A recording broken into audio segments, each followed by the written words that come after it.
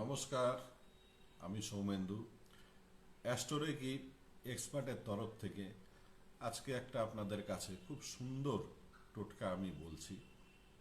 যাদের কর্ম অনুযায়ী অর্থ রোজগার হচ্ছে না কিংবা অর্থ আসতে লেট হচ্ছে, ডিলে হচ্ছে, সময় মতো অর্থ পাচ্ছেন না, আপনার পার্সে সব সময় দেখা যাচ্ছে যে একটা শূন্যতা দাঁড়িয়ে আছে, কি করবেন? প্রথমত, আপনার এই যে পার্টসটা যেটা হবে সেটা যেন কালো রং না হয়, সেটা সবুজ হোক কিংবা অন্য কোনো রং হোক, তাহলে এটার পক্ষে ভালো। আর এই পার্টসের মধ্যে দশকর্মার দোকান থেকে একটা গোমতী চক্র, এটা আপনাকে নিয়ে আসতে হবে।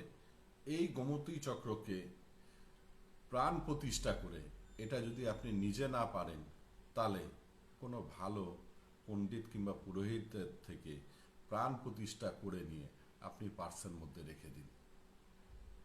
কিছুদিন পর থেকেই দেখবেন যে মা লক্ষ্মীর আশীর্বাদ আপনার মধ্যে থাকবে।